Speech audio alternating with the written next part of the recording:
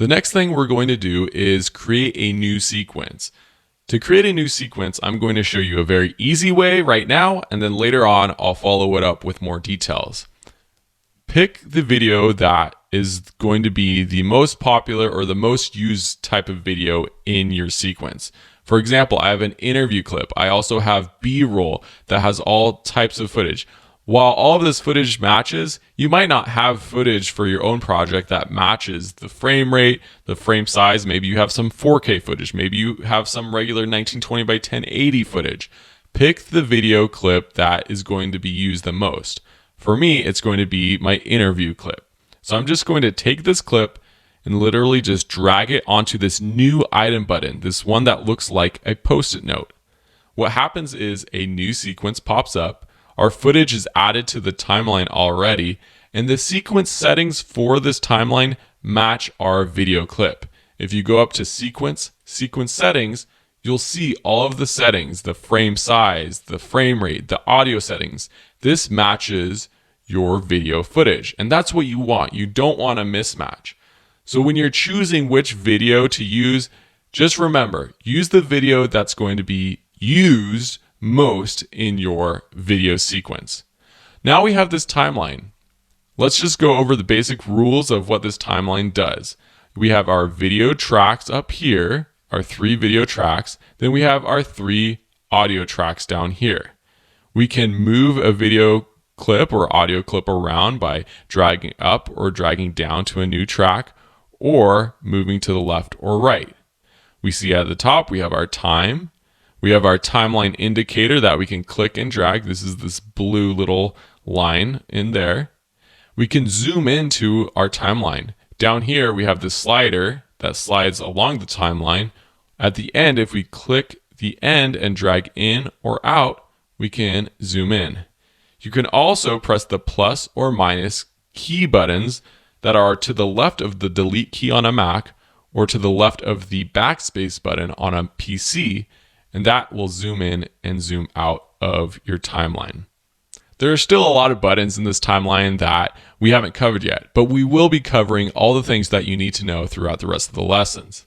Now, I mentioned before that this was the easy way to create a new sequence. If you think you've got it and you just want to know this easy way, you can go ahead and skip on to the next lecture and the next practice activity. But for those of you who want a little bit more information, let's get going. You can, instead of dragging into this new item button, just click New Sequence. You could also go up to File, New Sequence, and this will pop open the New Sequence module where you actually can choose the sequence settings yourself. There are 3 tabs: your sequence presets, settings, and tracks. The sequence presets, these actually have some presets for different types of cameras and different types of shooting that might match what you want. For example, maybe you shot with a digital SLR, a DSLR, and you shot at 1080, 24 frames per second. You might want to just select that preset. Maybe you shot on a RED camera. They have lots of different RED preset settings.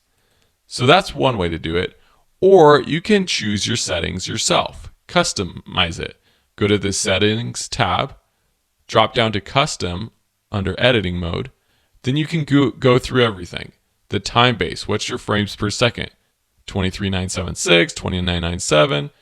Your frame size, 1920 by 1080, or is it 1280 by 720? Make sure that it matches how you shot your footage. Pixel aspect, fields, display, these will all stay the same. Audio sample rate, 48,000 hertz, that's typically what you want to choose. Display format, audio samples is good. Video previews, all of this will typically stay the same, except if you have a smaller frame size, say 1280 by 720, this will change as well to match your frame size. At the bottom, you can rename your sequence. So if you have documentary version 1, you might want to call it that. And last is the tracks. This is where you number how many video and audio tracks you want. The standard is set to 3. We have 3 video tracks up here and 3 audio tracks. We can add audio tracks later on. It's very easy. I'll show you in just one second. When you're done and you're happy with your settings, just click OK. That will open up a new timeline right here. And the sequences also show up in your project panel over here. I mentioned adding new audio tracks and video tracks. When you have a video clip on your timeline, you can literally drag it up into the empty space above the tracks to create a fourth audio track or a fifth one or a sixth one. And same with the audio. I think I said audio before, but that was video.